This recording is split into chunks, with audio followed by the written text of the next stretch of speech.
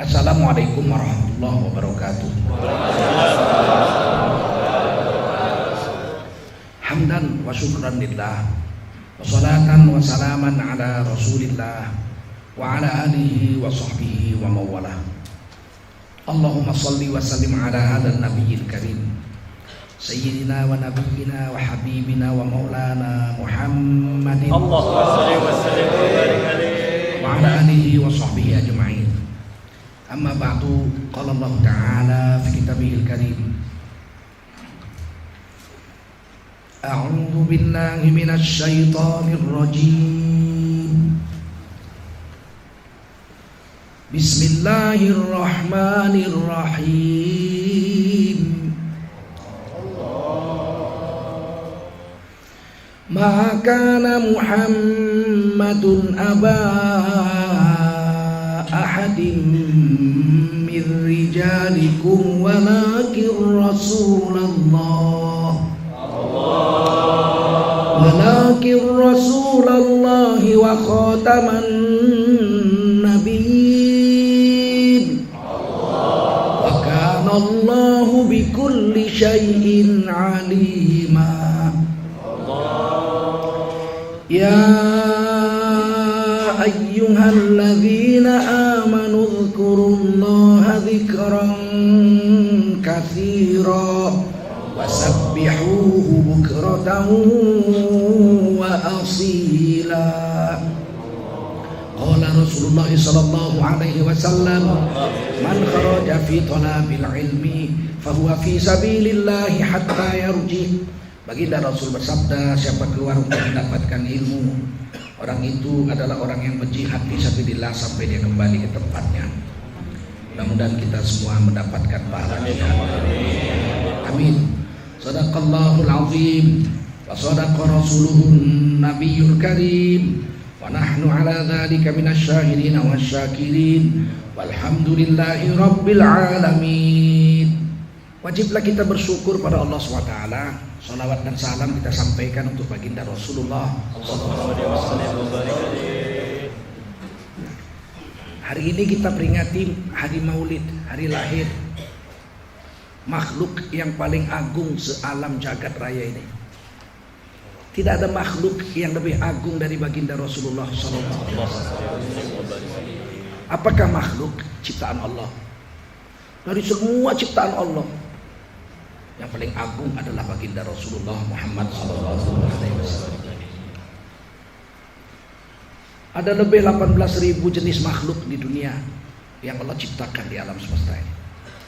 Dari semua makhluk-makhluk itu, apakah arash, langit, malaikat, iblis, jin, manusia, hewan, tumbuh-tumbuhan, dari semua itu yang paling mulia adalah manusia. Laqad karramna bani Adam. Sungguh kami telah muliakan bani Adam, yaitu manusia. Jadi dari semua makhluk yang paling mulia manusia. Dari semua manusia yang paling mulia rasul-rasul dan nabi-nabi. Menurut hadis Ibnu Hibban, dituliskan oleh Imam Nawawi dalam kitab Qasasul Anbiya, ada 124.000 nabi dan rasul yang pernah turun ke bumi.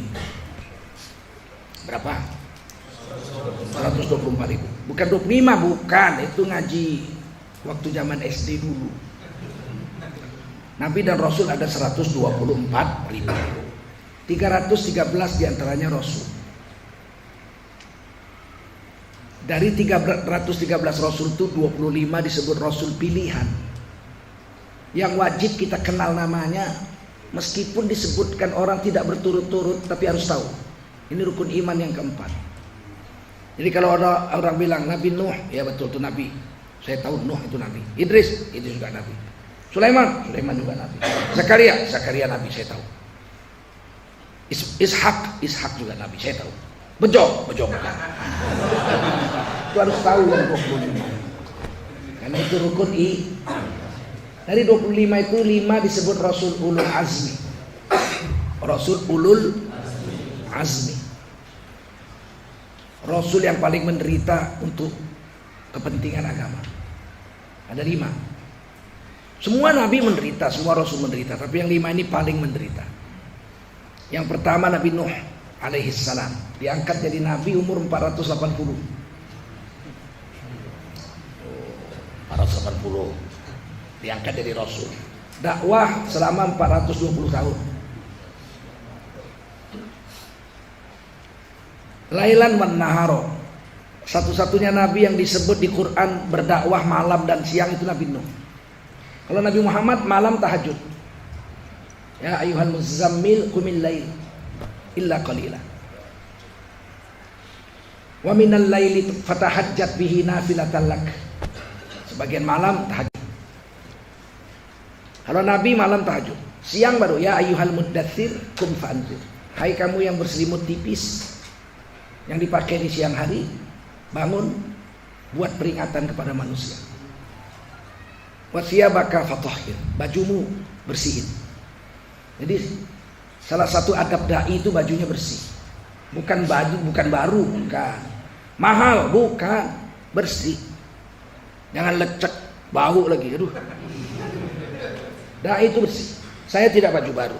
Mungkin sudah 7 tahun baju ini saya pakai. Tapi saya pikir bersih lah, dicuci, harum, nggak bau. Dan baju saya hanya 7. 2 tinggal di Medan pula kemarin, 5 yang saya bawa ke Jakarta. Saya kebetulan kemarin pulang lihat pesantren, tinggal bajunya 2. 7 satu hari 1, kan nggak kelihatan karena modelnya sama, bentuknya sama.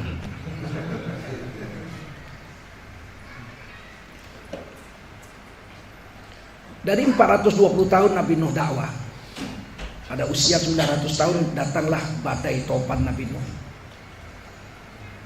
Hanya 80 yang beriman.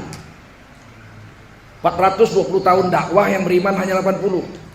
Itu artinya 5 tahun sekali dapat 1 murid. Dakwah malam dan siang 5 tahun dapat 1 murid. Dakwah malam dan siang 5 tahun dapat 1 murid. Bayangin 420 tahun cuma dapat 80 murid. Istrinya dan anak bungsunya kafir. Apakah Nabi Nuh disebut nabi yang gagal? Tidak. Nabi Nuh disebut Rasul ulul azmi. Jadi kerja dakwah ini bukan hasil yang dilihat. Yang dilihat susah payah orang yang kerja itu.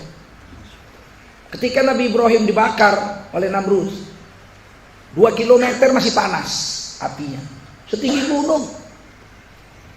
Namrud ini bukan main Sontoloyonya ini. Dia mau bakar Nabi Ibrahim bukan disuruhnya tentaranya ngumpulin kayu, enggak. Diwajibkannya setiap warga negaranya ngantar kayu 1 tiap orang. Jadi harus terlibat dalam pembakaran Nabi itu semua rakyatnya. Termasuk Azar, Pak D, Pak Le daripada Nabi Ibrahim. Di dalam Quran Abuhu Azar, bapaknya Azar. Tapi di dalam kitab Ibnu Katsir dikatakan bapak Nabi Ibrahim itu namanya Tarah. Jadi Ibrahim bin Tarah bukan Ibrahim bin Azar. Jadi kenapa dibilang Abu? Bapaknya. Orang Arab biasa menyebut paman itu bapak. Pak Le, paman, Pak Le, bapak cilik. Pak D, bapak gede. Itu bapak. Biasa. Kita orang Jawa manggil paman itu bapak. Pak Le, Pak D, macam terbudi. Tapi giliran manggil bapak kandungnya Romo. Paham? Kami orang Medan, orang Melayu di Sumatera, manggil paman-paman kami itu ayah. Kalau kami panggil ayah, itu berarti saudara kandung bapak kami. Tapi kalau bapak kami kandung, kami nggak panggil ayah, kami panggil entu. Orang Arab, kalau paman-pamannya dia panggil abu. Kakeknya, buyut-buyutnya. Nabi Ibrahim itu dipanggil Nabi Muhammad Abi Ibrahim, wa Abi Ismail, bapakku. Padahal jaraknya 5.000 tahun. Tapi giliran manggil bapak kandung, dia panggil Walid. Apa? Rabbi firli Walid. Karena yang ngumpul kayu itu banyak, satu orang satu, setinggi gunung kayunya. Waktu dibakar 2 kilometer panas.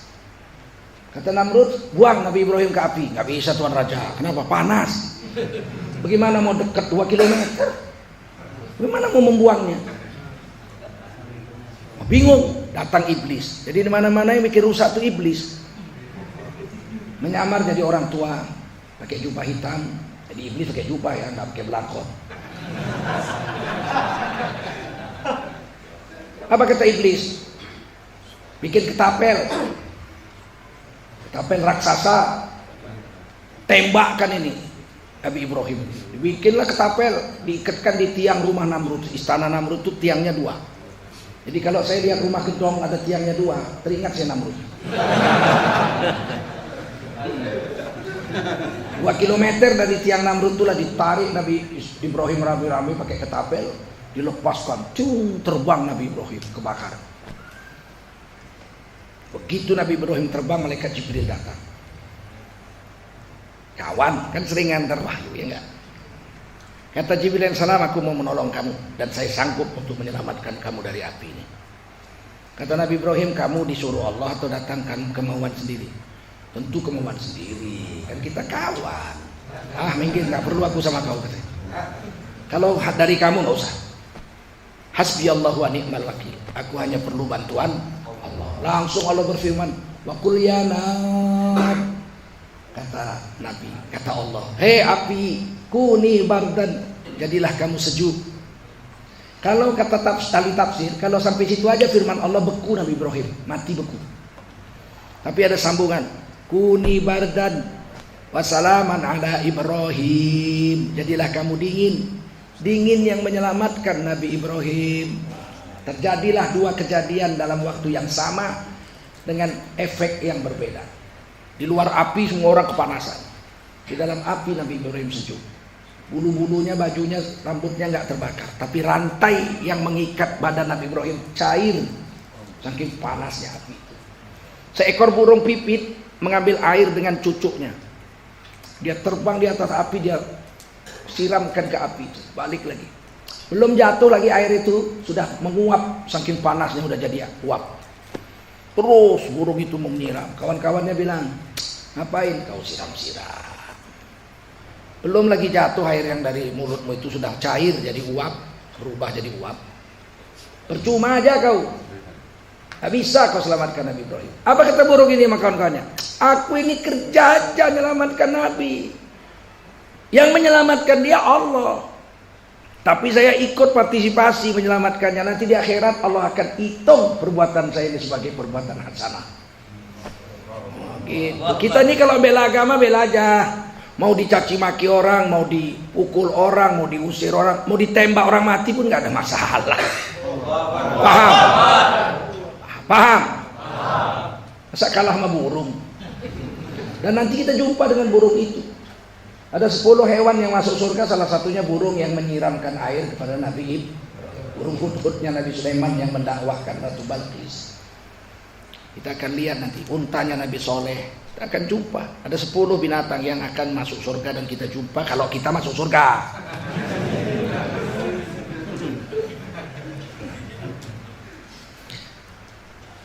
Datanglah banjir usia Nabi Nuh 900 tahun.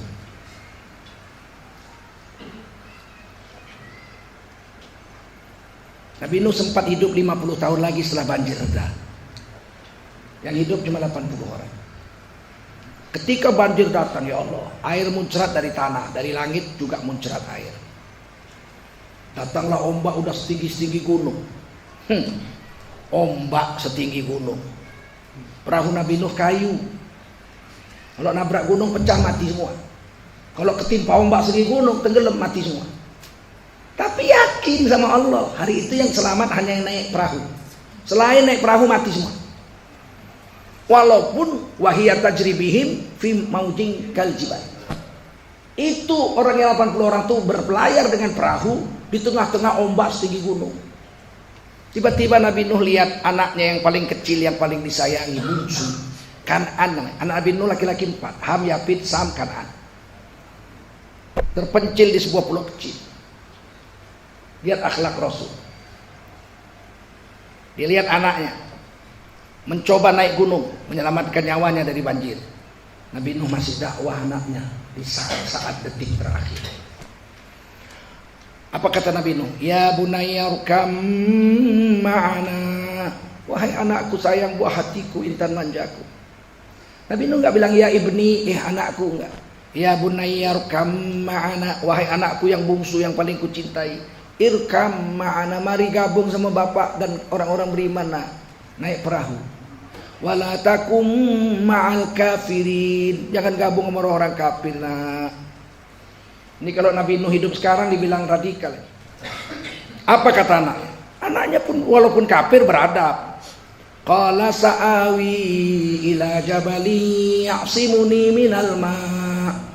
Apa kata anaknya? Aduh Pak, kurasa air yang dahsyat ini satu-satunya jalan cuma naik gunung bisa selamat. Aku yakin gunung bisa menyelamatkan aku dari air. Kalau perahu bapak aku gak yakin, nanti nabrak karang pecah mati. Ketimpa air ombak setinggi gunung tenggelam mati. Biarkan aku naik gunung.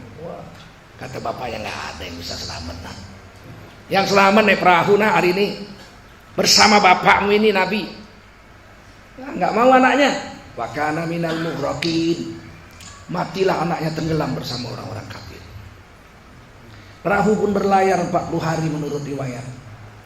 Bumi tenggelam di terpa banjir 40 hari. Kemudian perahu nyangkut di atas gunung. Jadi nyangkutnya bukan di pinggir laut, di atas gunung. Wastawat alal judi, istawa di atas gunung judi. Gunung judi bahasa Arab, bahasa Tauratnya, bahasa Ibraninya gunung Ararat. Gunung Ararat ada di Turki. Dan ternyata di atas gunung itu ada perahu dari kayu, panjangnya sekitar 150 meter. Tinggal lunasnya saja. Diduga kapal Nabi Nuh itu 3 tingkat. Tingkat paling bawah untuk binatang-binatang besar, badak, kerbau, sapi, kijang, kuda, sepasang-sepasang. Tingkat 2 untuk 80 manusia beriman. Tingkat 3 untuk sepasang-sepasang burung. Udah dapat perahunya di atas gunung Ararat, sudah ada. Dan sudah diambil kayunya, sudah diperiksa oleh arkeolog. Katanya kayu itu ternyata kayu jati dari Jawa Timur. Jangan-jangan Nabi Nuh orang Surabaya.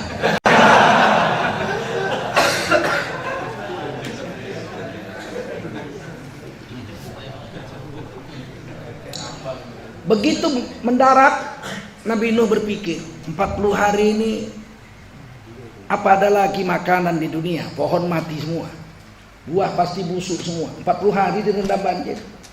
Ragu Nabi Nuh, ya Allah, masihkah ada makanan untuk kami? Maka dia perintahkan sepasang burung merpati untuk turun mencarikan makanan. Kamu turun ke darat, mereka kan di atas gunung nih, ada nggak makanan untuk kami? Tak lama kemudian sepasang burung merpati itu, yang satu bawa setangkai buah zaitun, yang satu membawa setangkai buah tin.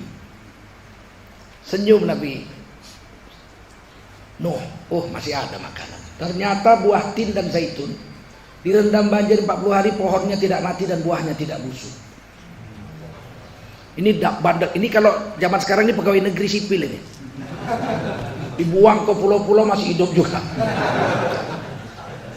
Allah. Dan Allah saking hebatnya buah ini, disumpah Allah di Quran. Wattini wazzaitun. Allah bersumpah demi buah tin dan demi buah zaitun. Kenapa enggak warambutani wadurian? Nah, buah ini ajaib. Tin sekali disebut di Quran. Zaitun 6 kali kalau nggak salah, atau 7 kali. Saat itu Nabi Nuh bersedih sebab ada perjanjian dengan Allah. Sebelum terjadi banjir, Nabi Nuh dan keluarganya akan diselamatkan oleh Allah. Nabi Nuh dan keluarga. Tiba-tiba anaknya mati, 1.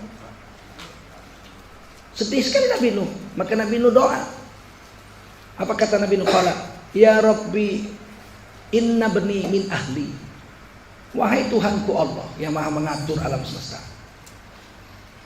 sesungguhnya anakku itu keluargaku kok mati.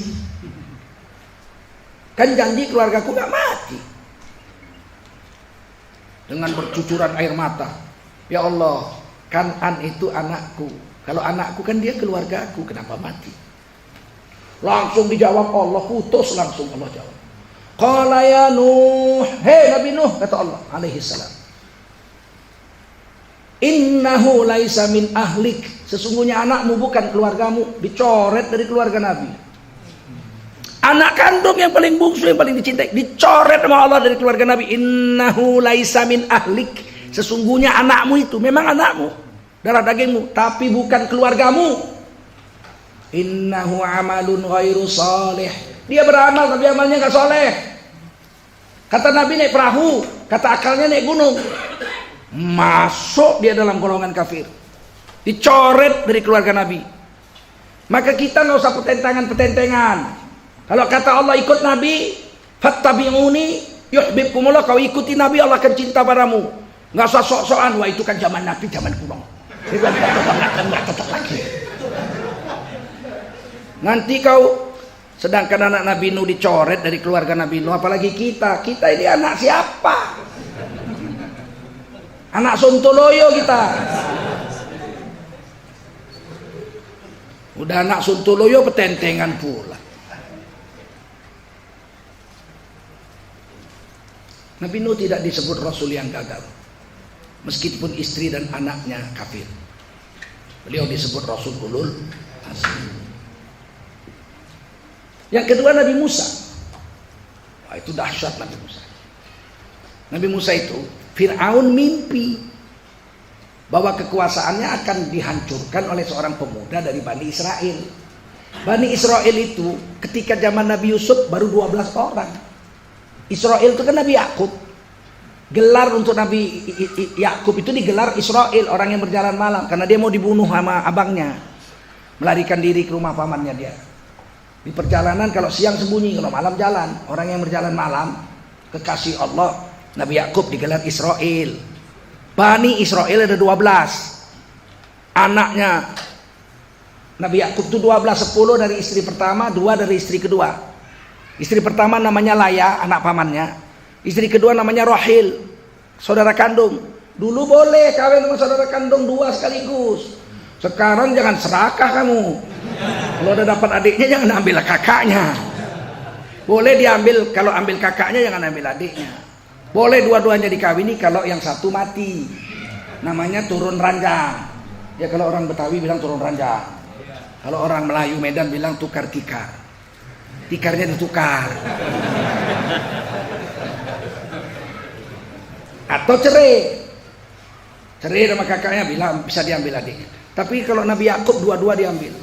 Istri pertama 10 anaknya, istri kedua 2. Istri kedua Rahil, anaknya Benyamin, Nabi Yusuf dengan Benyamin. Rahil ini wanita tercantik zaman itu. Orang Yahudi menyebutnya Rachel. Apa namanya? Rachel. Kalau ada dalam film Rachel itu berarti ibunya Nabi Yusuf. Kalau kita menyebutnya apa? Rahil. Apa? Rahil. Nah, Nabi Yakub, Nabi Musa alaihissalam lahir itu sudah 600 sampai 700 ribu Bani Israel yang ada di Mesir. Waktu zaman Nabi Yusuf ada 12 orang. Cepatnya beranak orang itu. Kalah Jawa ya enggak? 600 700 ribu. Kata Imam Suyuti dalam kitab Durrul Mansur, tafsir Durrul Mansur. Mimpi Firaun, dia kan orang asli Mesir, suku Kipti. Mimpinya apa? Fir'aun kekuasaannya akan dihancurkan oleh seorang pemuda yang lahir di tahun itu dari golongan Bani Israel. Langsung besok paginya dia keluarkan perpu. Jadi orang pertama mengeluarkan perpu itu Fir'aun. Yudzabbihuna abna'akum wa yastahyuna nisa'akum. Sembelih semua anak laki-laki Bani Israel yang lahir tahun itu. Yang perempuan kasih hidup, tapi yang laki-laki sembelih. Tidak ada manusia yang sekejam bunuh bayi. Kita lihat bayi biarpun anak orang negro hitam bibirnya tebal gitu, cinta juga gitu ya. Tidak. Ini disembelih, gila, nggak ada orang lebih gila dari Fir'aun. Ya Allah Maha Kuasa. Datang malaikat Jibril jumpa sama ibu Nabi Musa. Kau bungkus anakmu di peti, hanyutkan ke sungai Nil, nanti ku kembalikan kepadamu. Jadi ada 2 perempuan yang dapat wahyu, tapi nggak jadi nabi karena perempuan. Walaupun dapat wahyu 2 orang, nah, ibu Nabi Isa dengan ibu Nabi Musa dapat wahyu, tapi nggak jadi nabi karena perempuan. Gimana perempuan jadi nabi? Ayo sholat berjamaah nabi. Berhalangan, pergi dulu seminggu libur.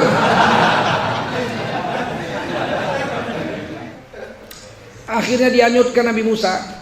Fir'aun itu, sungai Nil itu besar Pak. Sungai terpanjang di dunia, sungai Nil. Dan besar. Sungai saya aja, sungai kami di Rokan Hilir Bagan Siapi-api, Rohil. Itu jembatan yang dibangun oleh bupati kami kemarin 2,4 km. Itu buayanya ada yang 6 meter, 7 meter besar. Silakan kalau mau terjun ke situ. Besar sekali Sungai Rokan tuh, bangga saya dengan Sungai Rokan itu. Itu sungai kami punya lah. Ibu saya orang situ. Ibu saya orang Cina dari Bagan Siapi-api. Jadi tentu saya minum air Sungai Rokan itu. Kecil-kecil saya sudah pulang ke situ. Dan belum pernah kecemplung lah di situ, walaupun naik perahu. Sungai ini lebih besar dari itu. Kalau banjir, la ilaha illallah, ganas kayak ular naga. Nah Fir'aun tuh pinter, dibikinnya codetan-codetan. Dibikinnya sungai-sungai kecil. Jadi kalau banjir airnya nggak meluap liar, tapi meluap ke dalam sungai-sungai buatan. Kanal-kanal kata orang sekarang. Di kanal itulah Fir'aun membuat istananya. Itu anak kecil yang dianyutkan itu masuk ke kanal, singgah di belakang rumah Fir'aun. Asal diambil orang nggak mau, asal diambil istrinya baru datang.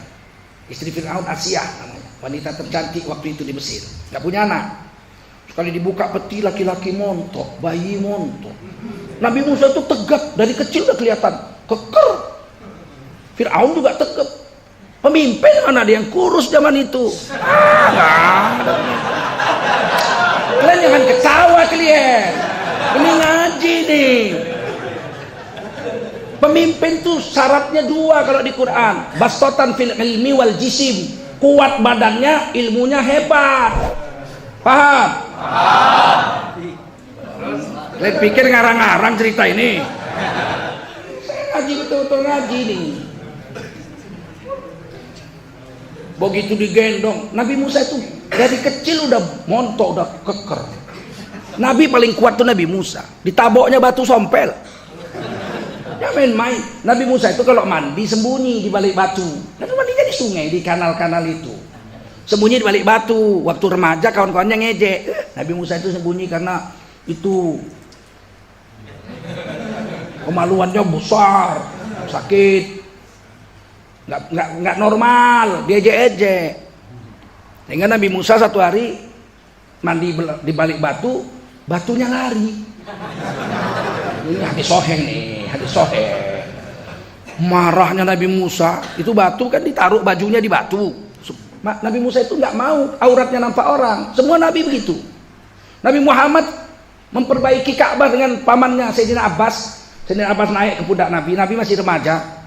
Tiba-tiba tertiup angin, tersingkap jubahnya, nampak pangkal betisnya. Pangkal betisnya, Nabi Muhammad nangis terus-terus. Langsung duduk nangis terus-terus. Kata Sayyidina Abbas, kenapa kau nangis nak? Sedih kali aku, malu aku paman. Tadi bertiup angin nampak pangkal betisku. Kan gak ada orang lain, cuma aku pamanmu. Kata Nabi, walaupun paman kan orang lain. Kita pakai celana pendek nyuci mobil.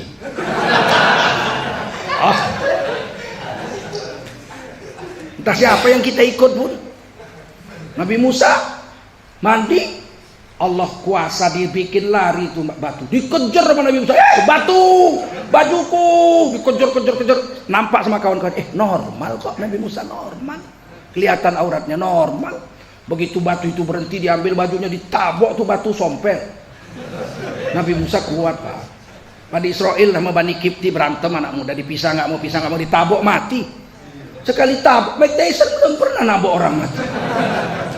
Nabi Musa kuat, dari kecil badannya udah kelihatan keker. Begitu digendong Asia, kata Fir'aun. Siapa itu? Pasti anak Bani Israel. Langsung cabut pedang. Sini biar saya sembelih. Kata Siti Asia, jangan disembelih anak kecil kok. Loh, saya udah keluarkan perpu. Anak laki-laki harus sembelih. Nanti akan menghancurkan kekuasaan saya. Kata istrinya Pak, itu kan kalau di kader sama partai lain. Kalau kita yang kader bagus nih. Masa dibunuh orang begini cakep, lihat ditangkap. Akhirnya Firaun kan nggak punya anak. Dia lihat, ayo udah terserah kamu lah. Jadi memang perempuan itu sakti. Seberapa kerasnya laki-laki kalau dirayu perempuan, giginya lembut. Terserah kamu lah, kamu tanggung jawab. Dipelihara sama Asiyah ini. Nggak mau nangis terus, nggak mau minum susu siapapun, nggak mau. Nangis terus. Firaun bilang, cari tukang susu. Dengar kakaknya ngikutin. Kakak Nabi Musa yang perempuan lari-lari ke rumah. Mak, Firaun perlu tukang susu, tukang meminumkan susu. Rodo'ah, orang yang menyusukan anak. Adik kita udah diambil Firaun. Datang mamanya, begitu dipegang mamanya langsung diam dan menyusu dengan lahapnya. Udah, akhirnya Firaun memanggil ibu Nabi Musa tinggal di rumah Firaun untuk menyusukan Nabi Musa alaihissalam. Itu kuasanya Allah. Buang ke sungai, nanti ku kembalikan kepadamu. Tapi sayang, Nabi Musa nggak berhasil mengislamkan Firaun. Apakah Nabi Musa disebut Rasul yang gagal, bapak angkatnya jadi malah ngaku jadi Tuhan? Tidak, Nabi Musa disebut Rasul ulul azmi. Yang keempat, Nabi Isa alaihissalam. Ini Nabi Isa ini istrinya karomah, keramat. Nabi Isa ini ibunya namanya Maryam. Lahir dari seorang wanita solehah. Bapaknya imam besar Masjidil Aqsa, namanya Imran. Siapa namanya? Imran. Istri Imran soleh sekali, sangat solehah. Tapi sayang ketika istrinya hamil, Imran wafat, sehingga istrinya jadi janda dan miskin, tentu janda zaman dulu. Itu anak dalam kandungan didoain dan dijikirin tiap hari, dibawa sholat, bawa jikir. Doanya itu sampai ditulis Allah di Quran, agar dihafal oleh perempuan-perempuan Islam sampai hari kiamat.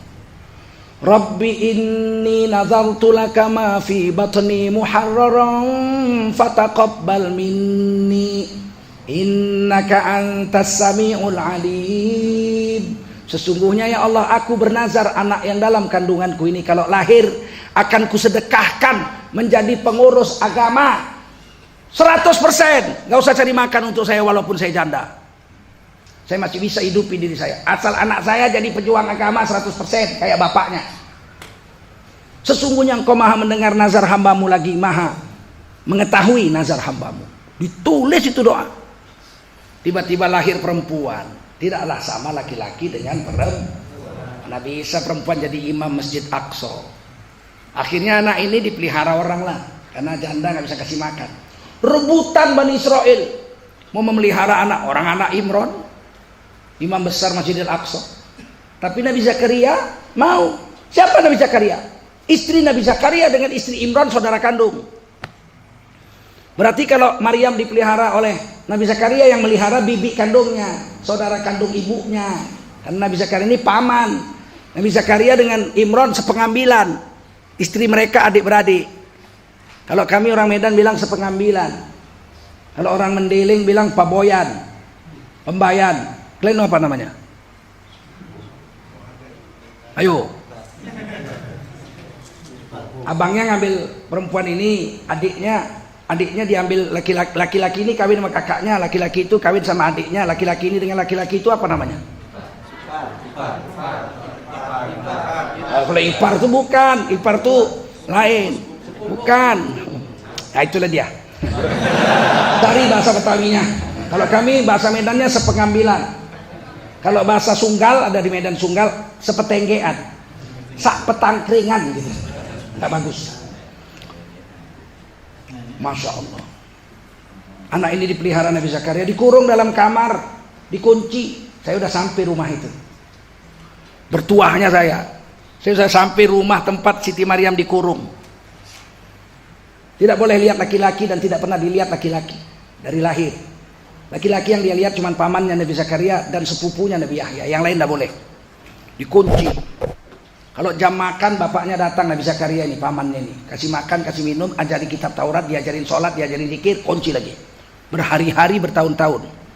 Laki-laki tidak pernah lihat dia tidak pernah lihat laki-laki. Ini wanita terbaik. Wa ummuhu siddiqah. Ibunya ini orang siddiq, kata Allah. Siddiq itu satu derajat di bawah Nabi loh.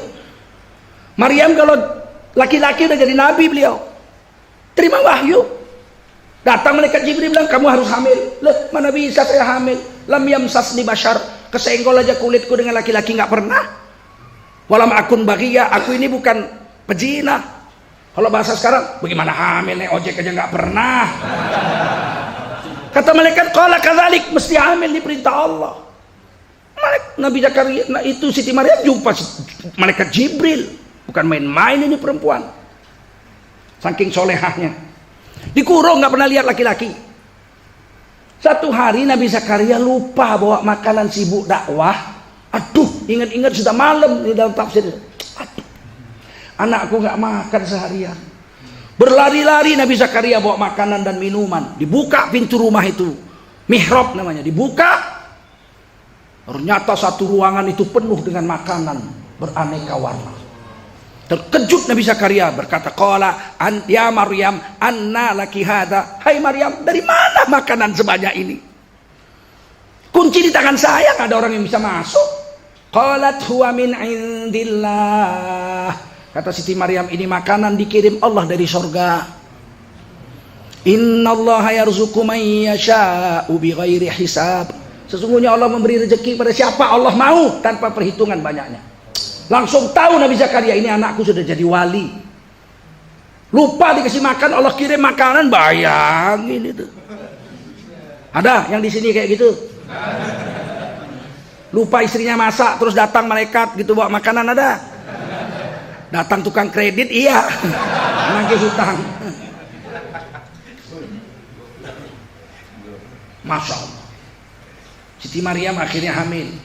Tapi wanita ini wanita yang solehah, satu derajat di bawah Nabi. Golongan yang selamat di akhirat 4. Faulaika ma'al ladzina an'amallahu 'alaihim minan nabiyyin was-siddiqin wasyuhada'i was-salihin wa hasuna ulaika rafiqa. Siti Maryam itu satu derajat di bawah Nabi. Solehah, makanan datang dari langit. Begitu wanita pingitan. Begitu dia hamil, Siti Maryam nangis.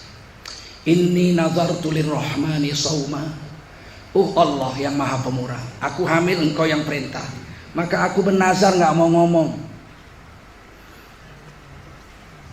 Nanti kalau ada orang nanya anak siapa, saya nggak mau ngomong, biar Allah yang jawab. Siapa anak yang kau kandung? Jinah sama siapa kau? Nggak, saya nggak mau jawab, biar Allah yang jawab. Begitu nazarnya Siti Maryam. Singkat cerita, beliau pun melahirkan. Waktu mau melahirkan, apa dia bilang sama bapaknya, Nabi Zakaria? Pak Le-nya ya. Pak Le, bukalah pintu mihrab ini. Biarkan aku pergi. Nanti orang-orang Bani Israel menuduh aku zina dengan Pak Le. Dihancurkan nanti rumah ini, dibakar habis nanti. Maka izinkanlah aku pergi. Sambil berurayan air mata. Nabi Zakaria pun, iyalah nak, kalau begitu nak. Dibukalah pintu itu. Inilah pertama kali Siti Maryam keluar dari kamar itu. Pergilah beliau dengan tertatih-tatih. Jumpa satu rumah, Baitul Lahmi. Dulu saya pikir Baitul Lahmi itu rumah potong hewan, karena al-lahm itu daging. Ternyata setelah saya sampai ke Palestina, saya tanya ulama-ulama sana yang paham bahasa Ibrani, lahm itu artinya roti. Baitul Lahmi itu artinya Baitul Lahmi, itu rumah roti, pabrik roti, harum, bersih. Kalau rumah potong hewan kan bau, ada darah-darah, daging-daging kececeran, bau najis, nggak mungkin Nabi lahir di tempat najis. Jadi Baitul Lahm itu orang Inggris menyebutnya Bethlehem, orang Batak menyebutnya di mana Yesus lahir? Di Bethlehem. Baitul Lahm, Baitul Lahmi itu rumah pembuatan roh. Setelah selesai itu Siti Maryam keluar, duduk di bawah pohon. Waktu Siti Maryam keluar dari mihrab yang dikurung dia dari kecil itu, Siti Maryam merintih, ya Rabbi mitu qabla hadha. Aduh Tuhan, alangkah baiknya andai kata aku mati aja lah, daripada melahirkan anak yang tak punya bapak.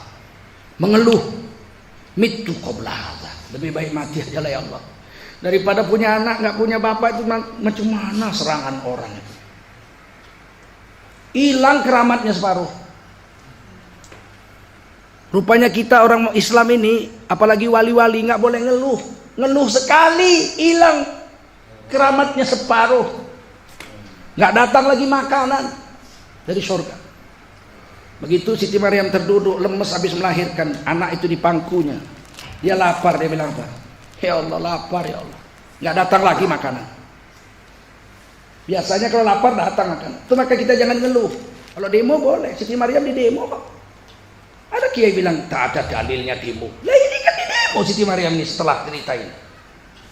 Nangis, pegang anak, ya Allah, lapar. Allah bilang, nah tuh, langsung terima wahyu. Goyanglah pohon yang kau sandari itu. Nyender katanya pohon korma. Dilihat segini gede mana bisa goyang. Saya lemes baru melahirkan nggak bisa. Kata Allah, huzzi, tugasmu goyang aja. Tugas mendatangkan makanan tugas aku, kata Allah. Dikeproklah pohon itu, namanya perempuan baru melahirkan. Pok, pok, pok, berjatuhan buah korma yang masak. Jangan tanya dari mana, itu urusan Allah. Makan korma. Habis makan korma kenyang, ya Allah, haus. Kata Allah, tepuk tanah dekat pahamu. Pok, pok, pok, muncrat air, cir. Langsung buka mulut. Begitu selesai ditelan, airnya berhenti. Dulu kami pernah pergi ke IPTN, perusahaan pembuatan pesawat terbang. Kepalanya waktu itu B.J. Habibie, mantan presiden kita. Beliau bikin masjid cantik dari marmer. Wah, kan cantik lah, tapi tidak besar. Tapi kelebihan masjid itu, kerannya itu nggak ada puter-puterannya. Dorong tangan keluar air, angkat tangan berhenti airnya. Kami geger. Inilah masjid tercanggih di dunia. Kenapa? Nggak ada di dunia ini teknologi terbaru, belum pernah ada. Letak tangan keluar air, angkat tangan berhenti. Kalau sekarang semua airport begitu sekarang. Zaman dulu itu Pak Habibie sendiri, seluruh dunia nggak ada. Kata kawan-kawan saya, inilah tercanggih, belum pernah ada. Saya bilang udah pernah. Ini kuno. Loh, kapan? 2000 tahun sebelumnya. Siti Maryam tepuk tanah, muncrat air.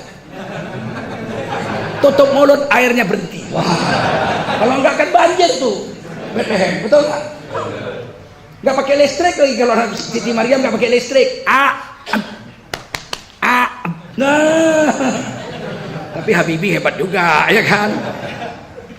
Jadi kalau kita baca Quran, dahsyat Quran.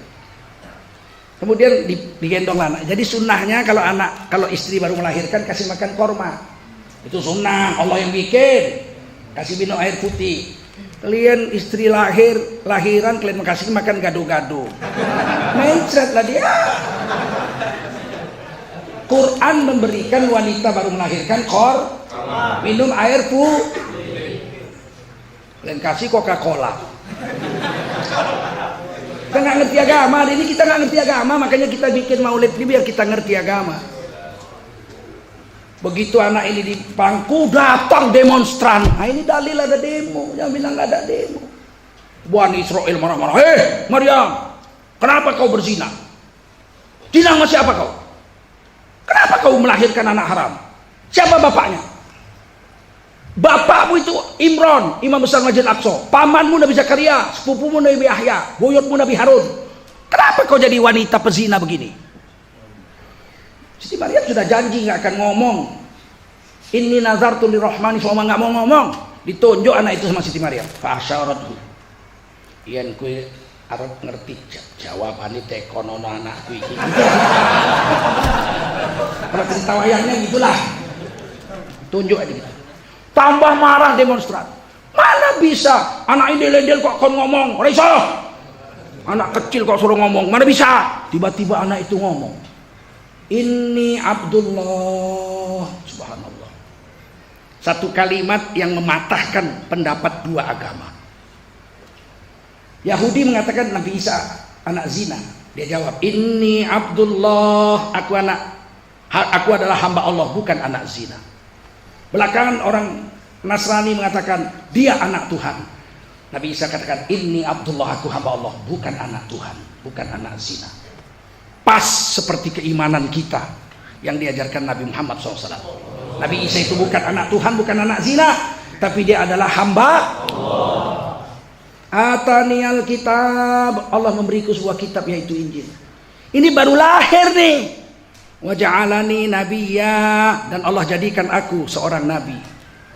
wa ja'alani mubarakan aina ma kunt, dan Allah jadikan aku kemana saja aku datang, tempat yang kudatangi itu akan menjadi barokah sampai hari kiamat. Yang keempat, Nabi Muhammad sallallahu Rasul ulul azmi.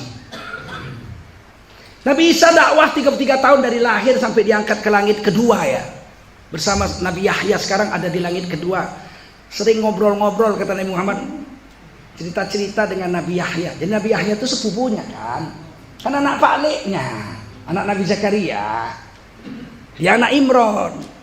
Di langit pun disamakan Allah, Nabi Yahya dengan Nabi Isa di langit kedua. Nanti turun dia membunuh Dajjal. Nabi Isa itu akan turun nanti membunuh Dajjal. Hari pertama Dajjal turun di Isfahan, menurut hadis Bukhari Isfahan di Iran. Hari pertama Dajjal turun 70.000 ulama murtad ikut Dajjal. Ulama, bukan tukang cendol. Ulama. Saking saktinya Dajjal itu, hari pertama 70.000 ulama murtad ikut Dajjal. Saya tidak ada beban karena saya bukan sales agama. Dikirain kami cari makan dari agama. Istri saya sejak mau kawin sudah janji dengan saya mau kawin dengan abang, tapi tidak mau makan uang ceramah. Terpaksa kita kerja. Saya kerja 30 tahun pegawai negeri, bukan kaleng-kaleng. Dosen saya. Istri saya itu saya kasih makan uang kerja, banting keringat, bukan uang ceramah bos. Maka kita nggak pakai tarif, dan kita ceramah nggak takut. Besok jangan diundang lagi tengkutukan, biarin aja nggak usah diundang.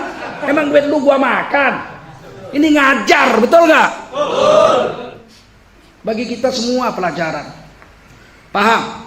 Semuanya ini menjadi iktibar. Jelek bagus semua jadi iktibar, membuat kita semakin dekat dengan Allah, makin yakin dengan Allah, makin yakin dengan baginda Rasul. Betul?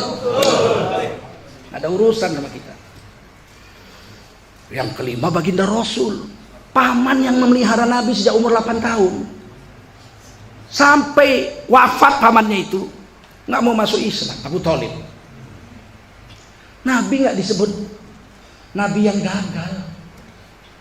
Nabi Muhammad disebut Sayyidul Anbiya wal Mursalin. Jadi dakwah ini buat aja. Meskipun kita dakwah 100 tahun nggak ada yang mau ikut sama kita satupun. Kita bukan orang yang gagal seperti burung emprit tadi yang menyiramkan air kepada Nabi Ibrahim. Yang dilihat kerjanya, bukan yang dilihat Allah hasilnya. Yahdi man yasha. Orang dapat hidayah bukan karena dakwah kita, tapi karena Allah memberinya petunjuk. Nah, ini Rasulullah Azmi. Sekarang kita cerita Nabi, itu tadi muqaddimah tuh. Maaf nih Pak dan Ramil nih. Kan ngaji ya nggak? Kalian pulang pun nonton TV nyampe rumah kalian. Bukannya kalian sampai rumah zikir baca Quran. Nah, dengar drama ini. Masih sabar? Tadi disinggung oleh Pak Ketua MUI, wa innaka la'ala khuluqin azim. Pakai wa innaka, sesungguhnya Allah, kalimat sumpah, sesungguhnya engkau wahai Nabi Muhammad punya akhlak la'ala khuluqin azim. Akhlakmu bersangatan paling agung, nggak ada lawannya. Begitu Nabi itu. Allah pakai kata azim. Tinggi sekali akhlak Nabi, nggak ada lawannya. Memang Nabi Muhammad bashar. Disuruh sama Allah bilang, "Qul innama ana basyarum mithlukum." Katakan hai Nabi kepada semua manusia, sesungguhnya aku manusia semisal kamu. Nabi Muhammad manusia semisal kita, tapi tidak serupa dengan kita. Semisal, tapi tidak serupa. Nabi Muhammad punya bapak, kita punya bapak. Nabi Muhammad punya ibu, kita punya ibu. Nabi Muhammad makan, kita makan. Nabi Muhammad minum, kita minum. Nabi Muhammad tidur, kita tidur. Nabi Muhammad nikah, kita nikah. Nabi Muhammad punya anak, kita punya anak. Nabi Muhammad sakit, kita sakit. Nabi Muhammad wafat, kita wafat. Dalam hal itu ya semisal. Tapi kita dengan Nabi tidak serupa. Kita dengan Nabi berbeda jauh. Bilang jauhnya harus begitu. Biar kita tahu diuntung, tahu diri. Sekarang ini perasaan udah kayak Nabi, ya nggak? Ngeri. Baru sholat tahajud 8 rakaat malamnya. Paginya cerita, aku udah kayak Nabi. Waduh.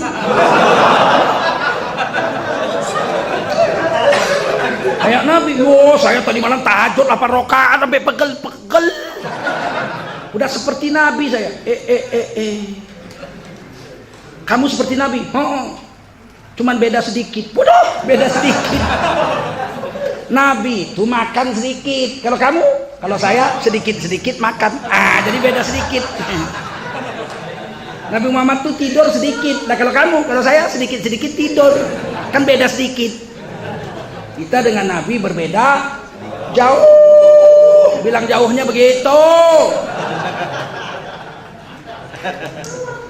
Paman guru saya Sayyid Muhammad Alawi Al-Maliki menulis buku Insan Muhammad sallallahu alaihi wasallam Insan Kamil. Ada 120 lebih kelebihan Rasul dibanding kita. Kelebihan pertama ayat tadi sambung. Qul innama ana basyarum mithlukum yuha ilai. Katakan aku manusia semisal kamu. Tetapi kepadaku Rasulullah Muhammad SAW diberikan Allah wahyu. Dari situ aja udah kalah kita. Nabi dapat wahyu, kita dapat wahyu nggak? Ada wahyu ningsih. Wahyu deh. Kalau Rasulullah wahyu Allah. Kalau ada orang ngaku masih terima wahyu dari Allah setelah Nabi Muhammad wafat, sudah dipastikan dia pembohong besar. Kalau dia ngaku Nabi setelah Nabi Muhammad, sudah pasti dia Nabi palsu. Murtad dari Islam mengaku dirinya Nabi. Mengakui ada lagi Nabi setelah Nabi Muhammad aja murtad, apalagi ngaku Nabi. Di Depok ada Nabi satu, Ahmad Musodik. Dapat wahyunya di Gunung Salak, ditangkap polisi. Kata polisi, kamu Nabi? Benar dia bilang, saya Nabi. Sama polisi, saya Nabi. Diproses verbal, kamu Nabi? Saya Nabi. Diketik, saya Nabi. Kerjaanmu apa? Pekerjaan saya pelatih badminton. Nabi pelatih badminton. Aduh, ampun. Masuk penjara 2,5 tahun. Keluar dari penjara tobat? Enggak, ngaku Nabi lagi. Membuat Al-Qiyadah Al-Islamiyah. Tangkap lagi polisi 2 tahun penjara. Diproses sama polisi. Kamu Nabi? Nabi. Dari mana? Dari keturunan Nabi Ibrahim. Loh, polisinya pintar juga. Nabi Ibrahim itu istri pertama Saroh, istri keduanya Hajar. Lah saya dari istri ketiga namanya Kontura. Emang istri Nabi Ibrahim yang ketiga namanya Kontura. Yang keempat namanya Hajun binti Amin. Itu ditulis dalam Qasasul Anbiya Imam Ibnu Katsir. Jadi siapa kamu? Mama keturunan dari Ibrahim, dari keturunan Kontura. Belum ada yang jadi nabi, saya yang jadi nabi. Tahun 2024, udah hampir. Loh, Kontura itu siapa? Istri Nabi Ibrahim, orang Jawa. Loh, kok orang Jawa? Kan ada konnya. Orang gop. Gila, orang gila. Kecabut itu otaknya 3 baut. Gila betul. Dulu tahun 90-an ada juga di Jawa Barat ngaku Nabi juga. Jawa Barat juga. Zaman Zainuddin MZ sedang populer. Namanya Tukimin. Aduh, pengikutnya ada juga. Tukimin jadi Nabi. Dimarhaban kan aja nggak enak itu. Marhaban ya marhaban, marhaban ya marhaban, marhaban ya Tukimin. Ditangkap juga, masuk penjara.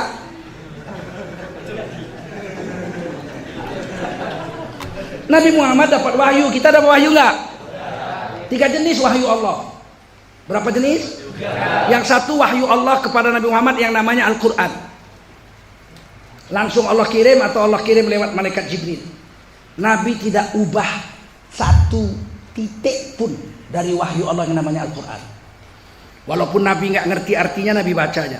Nun wal qalam wa ma yasturun.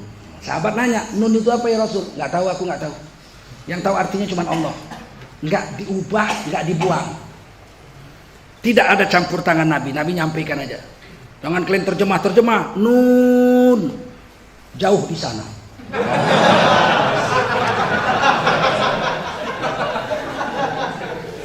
Itu Itu namanya Quran. Quran wahyu Allah. Allah yang berfirman, atau di antara malaikat Jibril, Nabi menyampaikan, tidak ada sedikit pun campur tangan Nabi dalam susunan redaksinya. Kaf ha ya ain sad, dibaca Nabi. Apa itu? Nggak tahu Nabi. Yang kedua, hadis qudsi. Hadis qudsi. Allah berfirman kepada Nabi, Nabi mengarang isi kalimatnya, isi berita Allah yang kirim, tapi kalimatnya Nabi yang mengarangnya.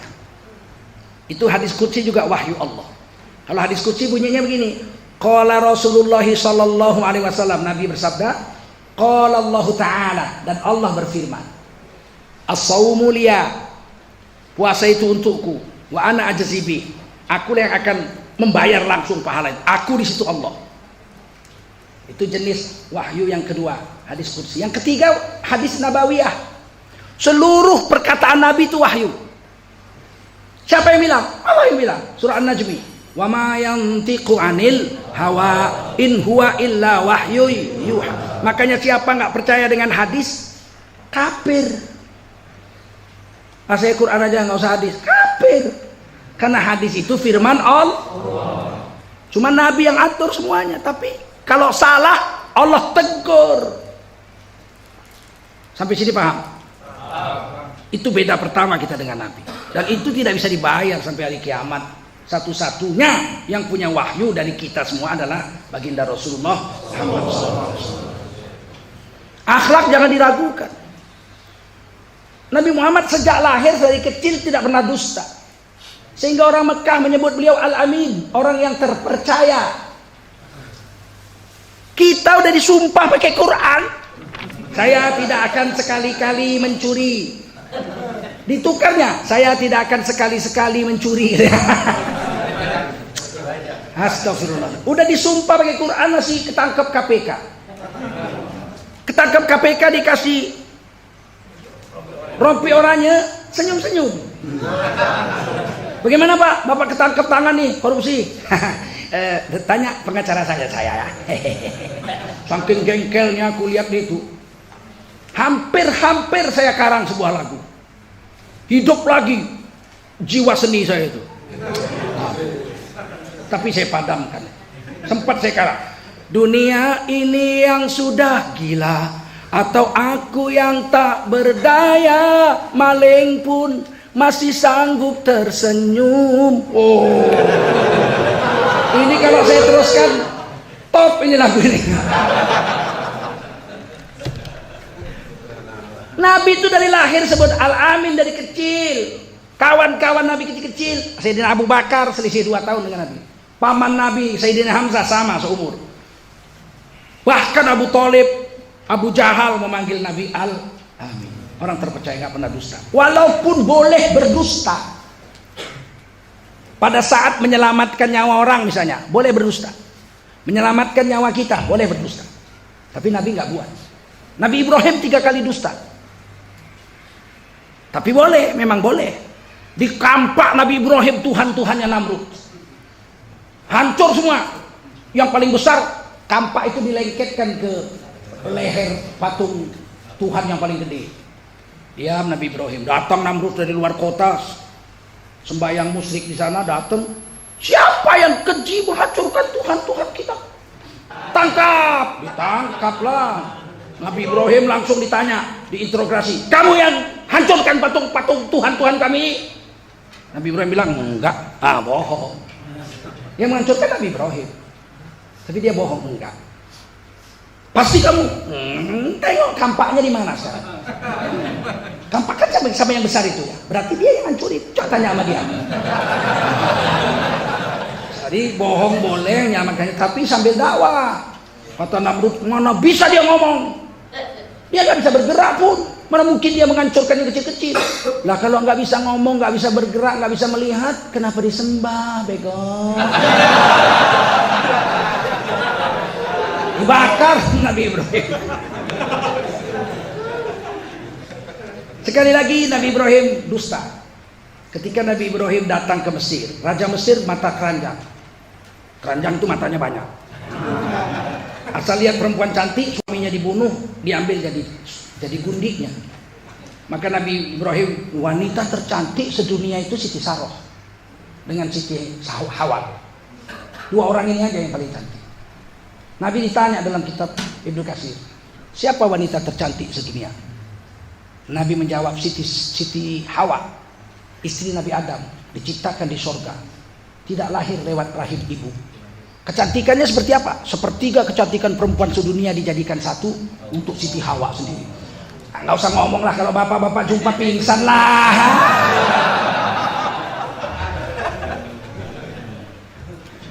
Yang kedua siapa ya Rasul? Yang kedua Siti Saroh, istri Nabi Ibrahim, secantik Hawa. Sepertiga perempuan sedunia jadikan satu untuk Siti Saroh sendiri. Bayangin cantik. Sepertiga lagi, ibu-ibu bagi 3,5 miliar. Jadi nggak usah sombong lah, cantik pun 3,5 miliar. Kata Nabi Ibrahim, kalau kita sampai di Mesir, kamu bilang kamu adalah adik saya, jangan bilang istri saya. Karena nanti kalau bilang adik, saya akan diservis, abang ipar. Kalau bilang suami, saya pasti dibunuh. Bohong. Demi menyelamatkan nyawa. Tapi Nabi Muhammad enggak. Meskipun boleh, enggak buat. Nabi Muhammad lagi duduk di depan rumah, tiba-tiba lari-lari orang. Ya Muhammad Al-Amin, tolong selamatkan aku mau dibaca orang. Sembunyilah dia di rumah Nabi. Gak lama datang yang bawa parang itu. Ya Al-Amin Muhammad bin Abdullah, adakah kau lihat si anu tadi lewat jalan ini? Berdiri Nabi. Apa? Tadi kamu lihat si anu lewat? Demi Allah, selama aku berdiri di sini nggak ada orang lewat. Waktu duduk tadi ada, waktu duduk. Berdiri di sini kan. Begitu agungnya baginda Rasulullah Sallallahu Alaihi. Mana bisa kita lawan Nabi itu? Bisa kita lawan itu? Kita, istri kita aja kita bohongi. Pulang malam dari mana bang? Iktikaf.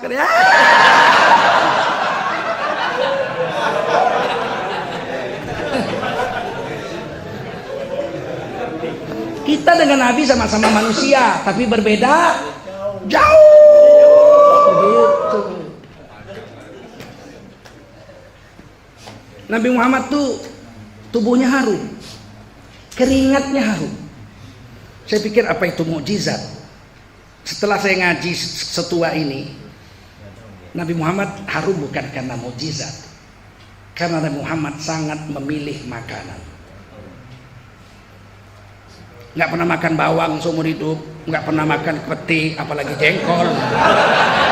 Kalau kita asal lihat semur jengkol belok langsung. Apa nggak bau kecut keringat? Nabi Muhammad tuh kalau makan nasi kan roti ya, roti dengan sayur cukup. Kalau Nabi makan roti dengan sayur nggak makan daging. Kalau Rasul makan roti dengan daging nggak makan sayur. Nabi nggak pernah menyatukan protein dengan vitamin. Mesti kalau disatukan hasilnya bau. Kalau Nabi makan daging, Nabi nggak minum susu. Kalau Nabi minum susu, Nabi nggak makan daging hari itu. Kalau Nabi makan buah, Nabi nggak minum susu. Kalau Nabi minum susu, Nabi nggak makan buah. Protein dengan vitamin nggak pernah disatu. Datang kita buah disiram susu, namanya koktail, buntut ayam. Kita nggak ngaji, kita nggak ngerti apa yang dibuat Rasul itu, nggak ngerti kita. Kalau Rasulullah makan makanan darat, Rasulullah nggak makan makanan laut. Kalau Rasul makan ayam, Rasulullah nggak makan ikan.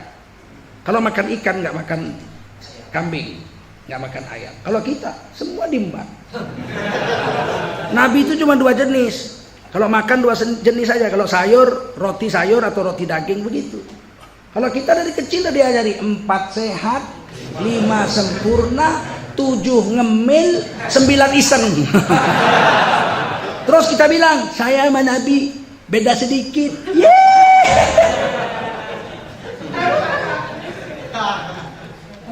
Tidak bau. Kita bisa seperti itu. Keringat kita nggak bau. Kalau kita nggak makan yang cemar-cemar, nggak makan bawang, nggak makan pete, nggak makan jengkol, nggak ngerokok. Rokok itu 3 meter kecium bau keringatnya itu. Rokok itu. Udahlah, berhentilah merokok. Berhenti. Ini kadang-kadang merokok ini nggak mau. Perokok ini bandel. Perasaan kayak pahlawan. Kalau saya berhenti merokok, Pak, berapa juta pengangguran akan terjadi. Macam dia, padahal dia 7 tahun nganggur. Wong rokok aja minta sama istrinya dia. Kalau saya berhenti merokok, Pak, berapa juta pengangguran, Pak. Kayak cecak itu hinggap di langit-langit. Sok pahlawan kayak cecak tuh hinggap di langit-langit. Kita ngaji di bawah, dia lihat bunyi dia. Kalau nggak ku tahan langit-langit ini benjol kepala orang. Perasaan dia yang rokok itu perasaan pahlawan. Hele. Majelis Ulama udah mengeluarkan fatwa tahun 2009 di Padang Panjang, 850 ulama fatwa. Keputusannya rokok itu antara makruh dengan haram. 17% bilang makruh. Makruh itu dibenci Allah. Karohiyah. Dibenci Allah. 3 provinsi yang bilang makruh. Jawa Tengah, Jawa Timur, Bali. Sudah kuduga itu. Di sanalah pusat rokok. 83% lagi bilang haram. Keputusan 3 hari nggak putus. Akhirnya diputuskan di pleno khilaf ma bainal makruh wal haram. Itu rokok hukumnya dilarang Allah. Perbedaan pendapatnya dilarangnya makruh dibenci atau dilarangnya haram dilaknat. Saya mengatakan sudahlah berhenti aja merokok. Sebab nanti kalau merokok, bayangkan kalau kita dibenci, makruh lah dibenci. 1 hari 20 batang, itu kan 300 menit dibenci sama Allah.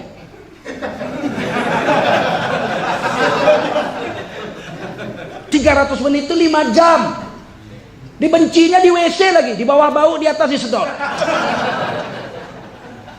Dibenci. Bagaimana kalau mati jumpa Allah setiap hari 5 jam sekali dibenci Allah? Kira-kira bagaimana? Setiap hari 5 jam dibenci Allah. Jumpa nggak dikeplak syukur. Maka saya bilang berhenti aja merokok.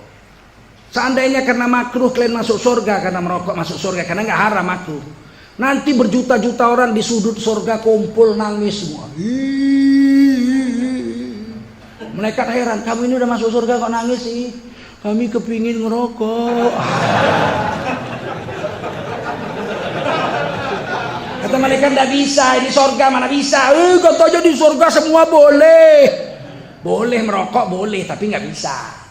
Karena di sini ini makanan masak secara otomatis. Begitu mulut kita ngomong sate Padang, dateng. Soto Betawi, dateng. Nggak ada yang masak. Kalau masak buang air besar, kalau WC-nya mampet siapa yang nyedot? Ini surga, Bung. Paham? Kata mereka di sini nggak ada api, makanan jadi langsung. Tapi kami kepingin agak. Ya kalau gitu kamu pindah sebelah. Ya, di sana api semua.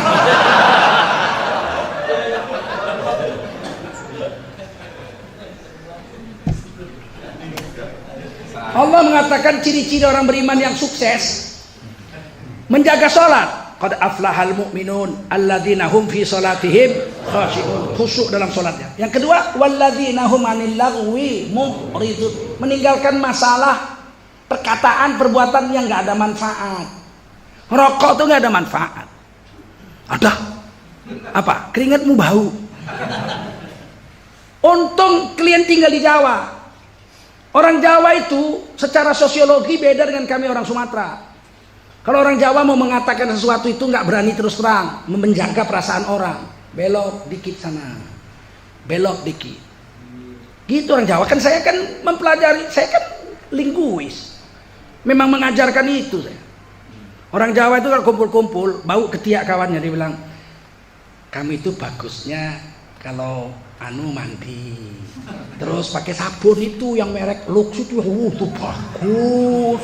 Kalau pakai Lux itu nanti badan kita harum. Saya udah pakai loh. Nah, ini ada duit sedikit, kamu beli biar tes, wangi loh sabun Lux itu. Begitu cara orang Jawa menegur. Kalau orang Medan kan enggak, bau kali ketiak kamu. Kalau kami orang Sumatera begitu, sengit kali ku cium, mau muntah ku rasa. Mandi kau dulu, jangan kumpul-kumpul kau di sini. Itu kami orang Sumatera. Orang Sumatera itu terus terang, buka kulit nampak isi. Kalau Jawa muter dulu. Alangkah bagusnya kamu itu kalau mandi pakai sabun Lux. Terus kalau bisa, kalau makan itu lalapnya daun kemangi. Nggak berani dia bilang ketekmu ambu. Itulah bedanya orang Sumatera dengan orang Jawa, paham? Tiba-tiba kami orang Sumatera, saya Ustaz Abdul Somad, Zulkifli datang sini disuruh pula, kamu itu harus adem, ngomong itu harus lembut kayak orang Solo. Orang Solo nggak bisa ceramah kayak saya orang Medan. Masa saya harus kayak orang Solo? Biarkan saya seperti saya, namanya Bhinneka Tunggal beda-beda tapi kan NKRI. Kita nggak pernah benci dengan negara kok, betul? Nggak mau memberontak kita dengan negara ini kok. Justru kita merasa wajib mempertahankan negara ini. NKRI ini harus berdiri sampai hari kiamat, betul? Tapi bukan NKRI yang bejat. Kita mau NKRI yang baldatun thayyibatun wa rabbun. Dan itu dijamin Undang-Undang Dasar 45.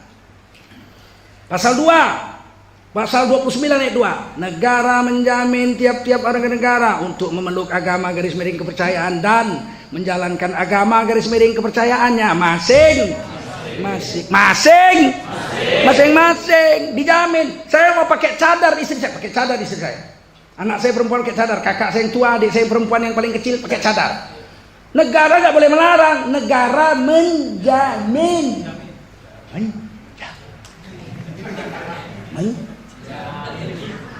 Boleh melarang itu undang-undang dasar itu. Dan ada di Quran tafsir yang paling kecil, tafsir Jalalain ada. Idza kharajna li hajatihin illa ainan wahidah. Perempuan kalau yang perlu hajat nggak mesti keluar rumah, mata sebelah aja yang boleh nampak.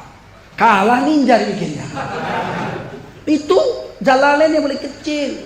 Durrul Mansur, Sawi tafsir Syarah Jalalain, fi ahkamil Quran Imam Qurtubi, Ibnu Katsir. Tafsir Kementerian Agama Republik Indonesia yang resmi dicetak pakai uang negara.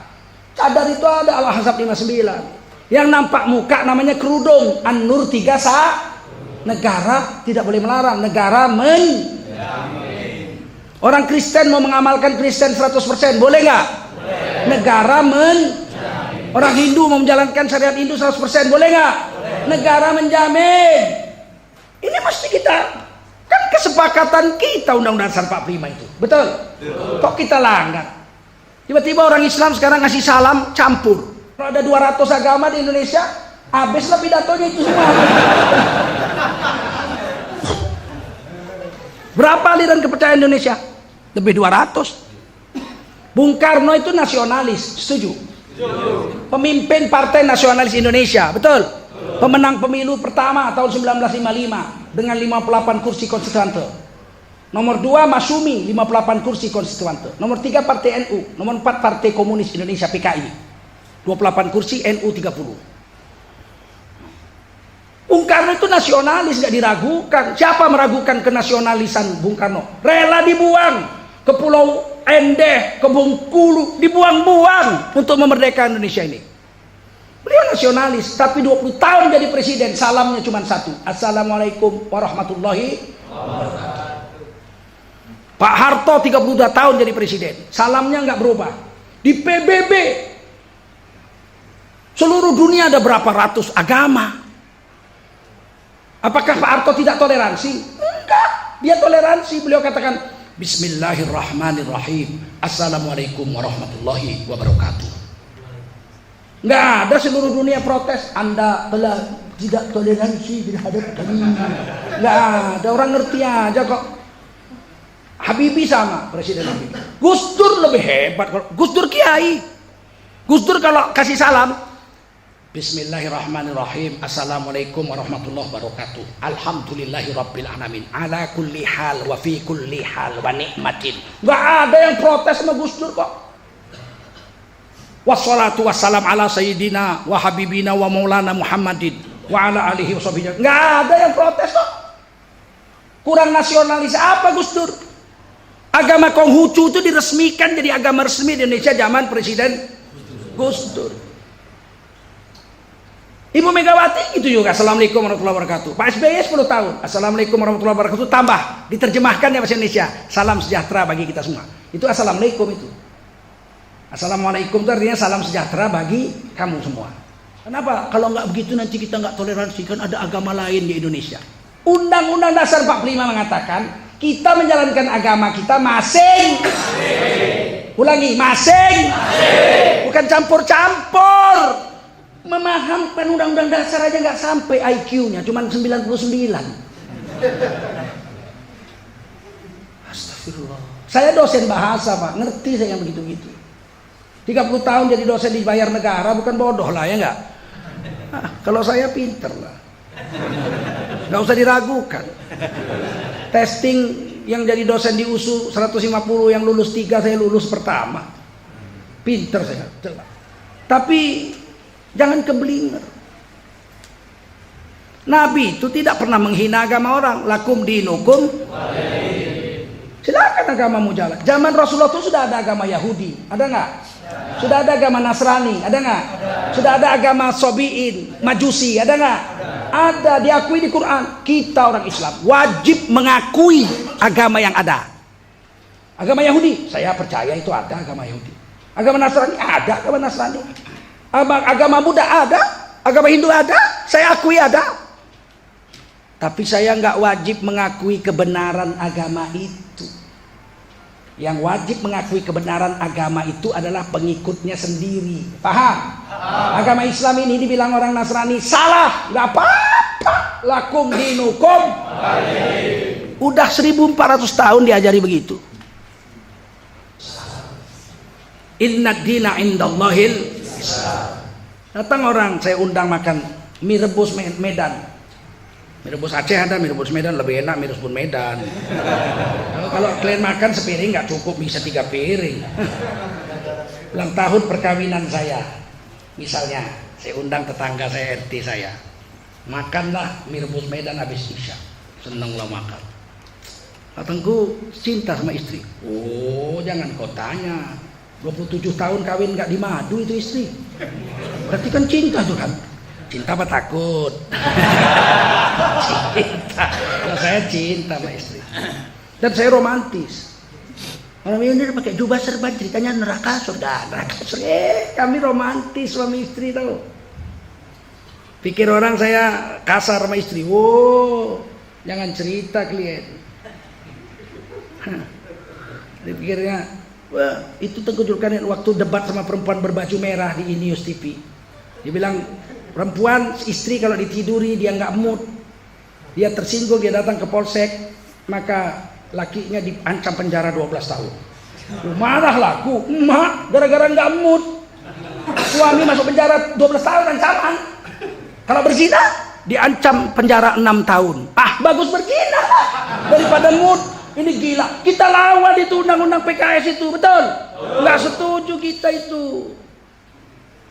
Ayam tetangga masuk memperkosa ayam saya 10 juta.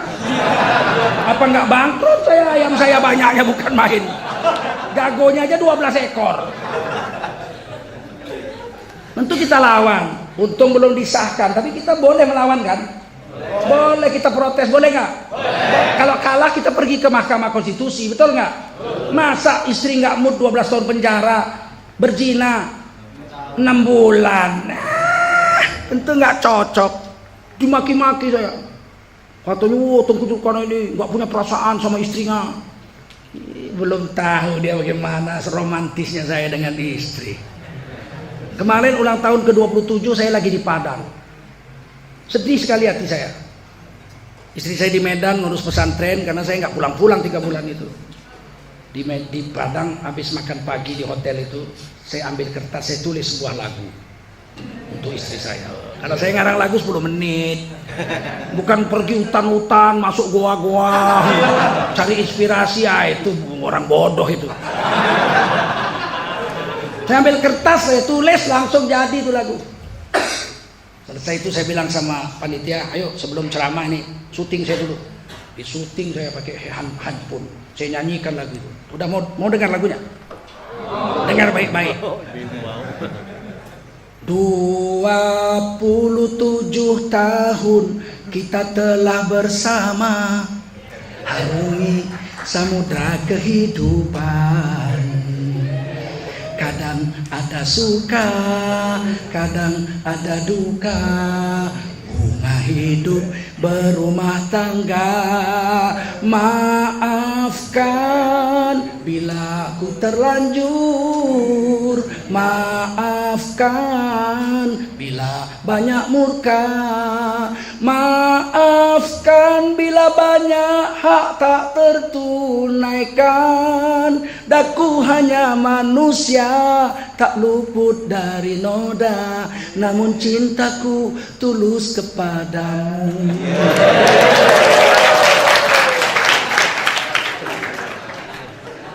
Langsung kirim, pakai WhatsApp dikirim. Enggak lama istri saya balas, gambar nangis.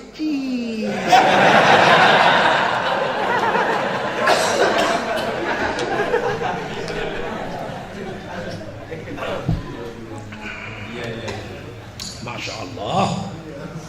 Begitu saya habis makan malam sama satu RT saya, kawan-kawan nanya, Pak Ustadz sayang istri? Sayang lah, 27 tahun kami sama, nggak pernah saya madu istri saya. Saya mencoba mengikuti Rasulullah. Meskipun istri Rasulullah 12, tapi Nabi tidak pernah memadu istri pertama. Sampai umur 65, Siti Khadijah wafat sebagai satu-satunya istri di pangkuan Rasulullah. Berapa hebatnya akhlak Rasul. Rasul nikah miskin umur 25. Khadijah umur 40, wanita terkaya semekah. 25 tahun rumah tangga dibina, seluruh harta habis untuk agama. Semua perempuan kalau udah masuk Islam minta dikawini oleh Rasul. Rasul bertahan dengan satu istri sampai umur 65, wafat di pangkuan Rasul dalam pakaian compang-camping, badan kurus, kering, habis harta untuk agama. Sekarang saya tanya, adakah wanita umur 65 masih seksi? Berarti kan Nabi tidak besar nafsunya, sayang dengan istri. Masya Allah. Bapak betul istri satu? Betul. Katanya kiai namanya satu, tapi satu di Solo, satu di Semarang. Saya tidak, satu.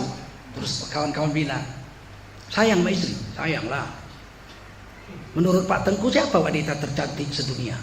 Dengan tegas saya katakan, wanita tercantik sedunia menurut saya, Tengku Zulkarnain, adalah istri saya. Besoknya rumah saya di demo. Satu RT datang, Anda telah menghina istri kami, Anda telah menghina istri kami, Anda telah menghina istri kami. Loh, saya keluar, ada apa? Siapa? Kapan? Tadi malam kamu bilang yang paling cantik di dunia adalah istrimu. Lah memang betul. Menurut saya begitu. Berarti istri kami jelek semua. Istrimu kau urus sendiri, kok kau suruh urus aku. Urus masing. Saya kalau baca Undang-Undang 45, tak mungkin rasanya mereka membuat undang-undang 30 sekian pasal aja segitu sempurnanya. Pasti ada campur tangan ilham dari Allah Subhanahu.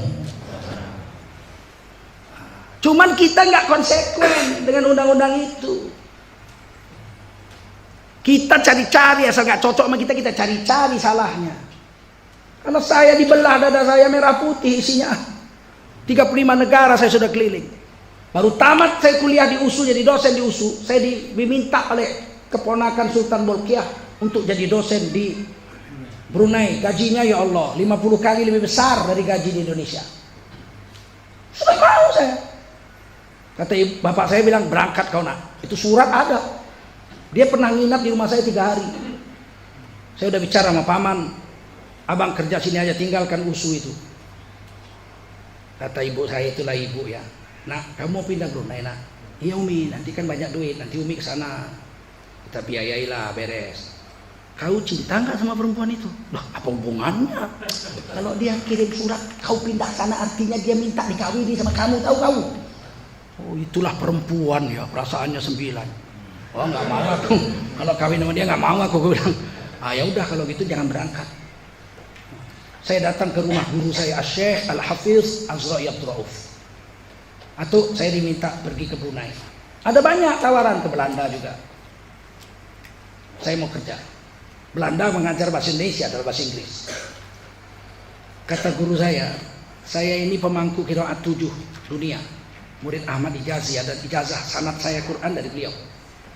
Saya diminta Sultan Brunei bawa 50 orang murid, dikasih satu kampung supaya saya berkubur di sana, supaya jasad saya dapat barokah negeri Brunei. Saya tidak mau, karena Allah suruh kita mati di negeri kita. Alam ya'tikum rusulum minkum yatslu alaikum ayati rabbikum wa yundirunakum liqa'a yaumikum hadza. Nanti akan ditanya kita di hari kiamat. Sudahkah datang sukumu sendiri? Yatluna alaikum ayati rabbikum, membacakan ayat-ayat Tuhanmu kepadamu dan mengingatkan neraka ini kepadamu. Kau nanti gak bisa jawab, kau tinggalkan negaramu, kau tinggalkan suku bangsamu, kau dakwah orang lain, padahal di negaramu masih banyak orang yang perlu sama kamu. Padahal saya ngajar bahasa, bukan ngajar agama saya. Guru saya nggak izin, maka saya berniat sampai mati tidak akan pergi saya dari Indonesia. Saya harus di sini, apa yang terjadi saya harus dakwah, harus saya sampaikan agama kepada mereka. Mau atau tidak mau nggak ada urusan. Sebab di hari kiamat nanti kita ditanya, kau sudah dakwah nggak sama bangsamu sendiri? Itu di Quran surah Az-Zumar. Wasiqal ladzina kafaru ila jahannam zumara. Allah giring orang kafir serombongan masuk neraka. Hatta idza ja'uha futihat abwabuha. Sampailah mereka orang kafir itu di depan pintu neraka sudah terbuka lebar. Apa langsung dicemplungkan? Enggak. Wa qala lahum khazanatuha, berkata kepada ahli neraka itu, penjaga neraka, malaikat Malik, alam ya'tikum rusulum minkum, sudahkah datang pendakwah dari sukumu sendiri, mengingatkan, membacakan ayat-ayat Tuhanmu kepadamu, yatluna alaikum ayati rabbikum wa yunzirunakum liqa'a yaumikum hadza, dan mengingatkan kamu tentang dahsyatnya neraka pada hari ini. Mereka akan jawab, enggak, terkutukan lain kabur ke Brunei demi uang. Dipanggil saya langsung. Jangan main-main, ini tanggung jawab agama di negara kita, ini tanggung jawab kita semua, betul? Kami bisa pergi ke negara lain, bisa kami. Saya ngajar Quran aja di luar negeri sana bisa. Ada sanad kok. Bacaan Quran saya bagus. Atau saya ngajar bahasa Indonesia di Belanda. Sekarang orang belajar bahasa Indonesia, di Cina belajar bahasa Indonesia sekarang. Itu tidak kami lakukan karena cintanya dengan NKRI dan takutnya sama azab Allah yang dijanjikan di surah Az-Zumar itu. Kalau aku turut-turut bagus pindah. Ngomong ini nggak boleh, baca Quran aja katanya ayatnya harus dipilih-pilih. Waduh, dibonsainya Quran. Bilang kafir nggak boleh, menyinggung perasaan orang. Jadi teringat saya sahabat saya Rintu Harahap. Dia pernah ngarang lagu itu. Seandainya aku punya sayap. Hebat lagu itu. Relevan lagu itu sampai sekarang. Ngerti? Nabi Muhammad dibanding sama Bung Karno, nggak imbang dong, betul? Bung Karno berjasa, iya, tapi untuk Indonesia, betul? Nabi Muhammad, kalau nggak ada Nabi Muhammad mengajarkan iman dan jihad, 10 November datang pasukan sekutu mendarat di Surabaya pakai kapal Indo, ada kapal terbangnya, ada mitrailleur-nya, ada sarpam mesinnya, ada tank, ada panser. Bung Karno udah tahu nggak bisa dilawan. Tentara kita masih senjatanya masih patah-patah, di kokang nyangkut. Tahun 45. Bung Karno datang jumpa Yai Hasyim Asy'ari. Gimana Yai Hasyim? Bagaimana Yai Hasyim? Ini Belanda mau datang, pasukan nikah bonceng sekutu pasukan Inggris. Di depan Inggris, di belakang Belanda. Bagaimana? Kata Yai Hasyim, beri saya waktu. Yai Hasyim rapat dengan seluruh ulama Jawa Timur dan Jawa Tengah. Keluarlah risalah jihad, surat perintah jihad, membela NKRI, mati, terbunuh, mati syahid, dan mendapatkan surga.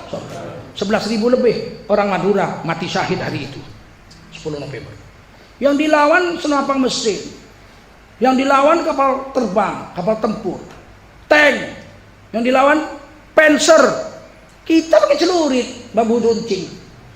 Tapi karena kita banyak, menang juga lama-lama. Malabi itu Brigadir Jenderal Inggris tuh pakai senapan, brand namanya itu, brand. Lama-lama kan habis pelurunya. Datang orang Madura, sekarang habis peluru tak celurit.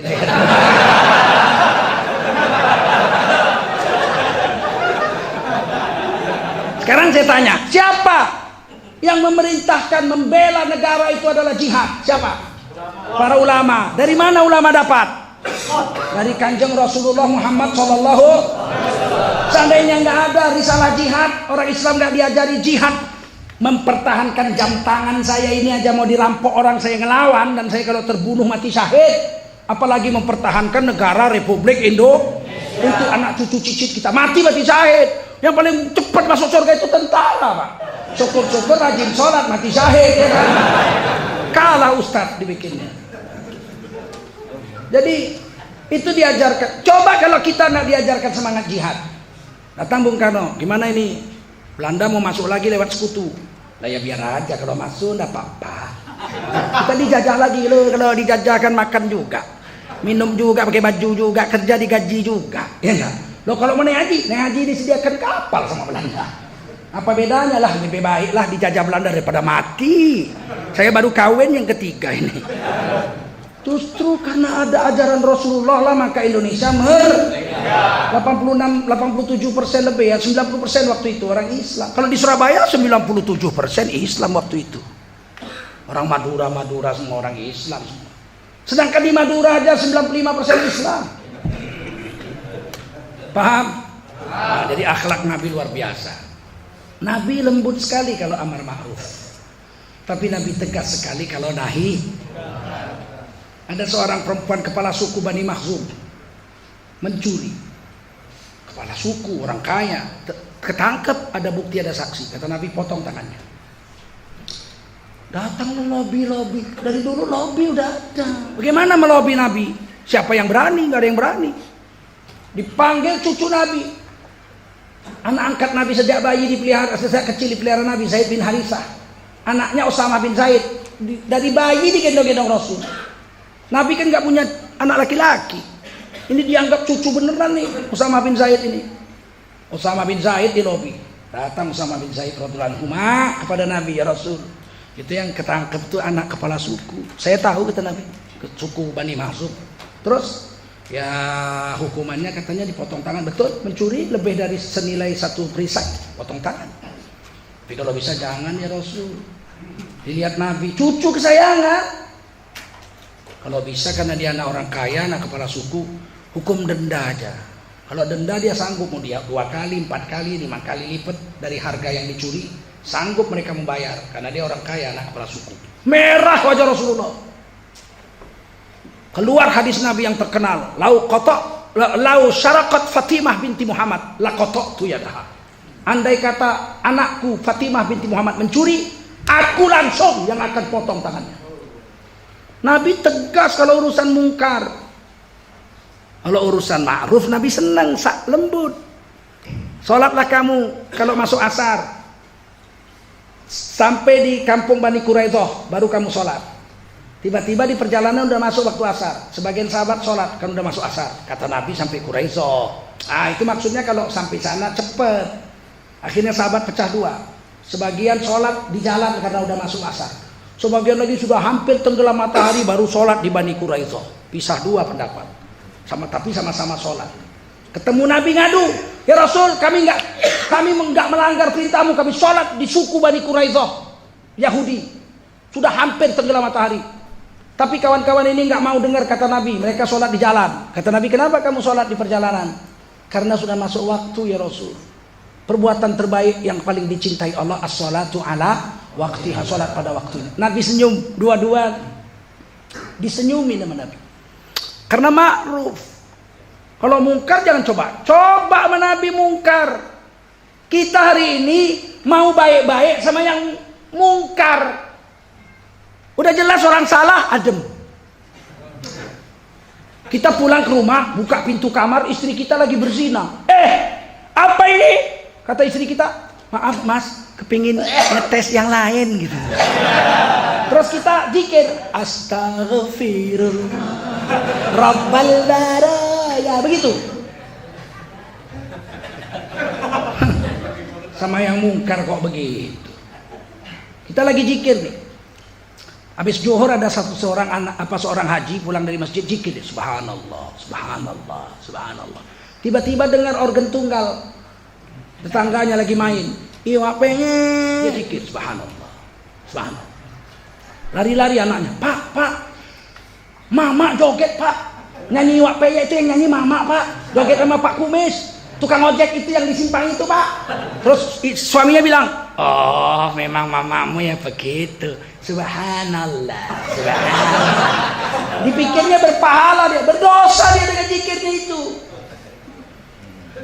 Dia kan pemimpin bagi istrinya, betul? Dia wajib bangun datangi tuh organ tunggal tuh. Hei, kumis. Enak aja kau joget sama biniku. Kau mau joget sama binimu kau. Ini istriku, pulang. Istri kita nggak mau, saya tidak mau. Jatuhkan talak di situ. Banyak perempuan lain lagi yang bisa. Ngapain sudah di bekas-bekas si kumis kau ambil jadi bini? Kalau sama yang mungkar tegas, betul? Oh, banyak perempuan lain kok dipertahankan. Laki-laki yang tidak cemburu terhadap istrinya melakukan kesalahan seperti itu disebut laki-laki dayus. Apa namanya? Laki-laki dayus jangankan masuk surga, cium bau surga nggak dapet. Sedangkan bau surga bisa dicium 500 tahun perjalanan sebelum sampai ke surga, baunya udah kecium. Laki-laki tak cemburu sama istrinya, jangankan masuk surga, cium bau surga pun tidak akan bisa. Paham? Taat sama ulama. Ini ulama bilang main catur haram, dibully. Yang bully pemain togel. Abdul Somad itu diangkat saya. Dari taman SD sudah disekolahkan ayah kami. Sampai dia berangkat ke Mesir, ke Al-Azhar. Saya kenal beliau tuh dari SD. Kutu buku sama dengan saya tuh. Satu hari baca buku paling sedikit 3-4 jam. Dia pun begitu. Dari kecil. Saya pun begitu dari kelas 2 SD. Sama-sama kutu buku kami. Saya kenal betul siapa Ustaz Abdul Somad itu. Ada ceramahnya beberapa tahun yang lalu bilang main catur haram dibully. Main catur itu menurut 3 madhab, Imam Hanafi, Maliki, Syafi'i, Hanafi, Maliki, Hambali, itu sepakat main catur itu haram. 3 madhab itu sepakat. Imam Syafi'i, imam saya, imam kita mengatakan makruh. Apa namanya? Makruh itu Imam Syafi'i nggak pernah buat. Rasulullah nggak pernah melakukan yang makruh. Nggak pernah Rasulullah makan peti, makan jengkol. Apalagi Imam Syafi'i juga, walaupun dibilang beliau makruh, tapi Imam Syafi'i nggak pernah buat. Kapan ada riwayat Imam Syafi'i main tanding catur? Nah, meskipun makruh, tapi ulama-ulama itu nggak mau buat. Abu Musa al-Ash'ari mengharamkannya. Sebagian ulama katanya mengatakan ada sebagian sahabat main catur, tapi ada satu dalil. Orang yang megang buah catur sama dengan megang darah dan daging babi. Guru saya mengatakan lebih baik megang darah dan daging babi daripada megang buah catur. Lama saya memahamkan itu. Nggak berani saya lawan guru. Tapi setelah saya dewasa udah tua, benar guru saya, benar ulama-ulama. Lebih baik megang daging babi daripada megang buah catur. Kenapa? Karena megang daging babi, nggak ada orang megang daging babi 3 jam. Apa itu daging babi? Ada. Kalaupun dia terpaksa pegang langsung dibuang, dicuci pakai air tanah 6 kali, campur tanah sekali pakai air mutlak. Betul? Nggak ada orang megang daging babi 3 jam. Kalau buah catur 1 hari 5 jam ada. Ska. Ska. Hayya 'alas shalah. Ska. 3 jam sehari 60 tahun. Megang catur 60 tahun. Mana lebih bagus, megang daging babi apa megang buah catur? Lebih babi, sebentar berhenti. Besok pegang lagi ya. Babi pegang.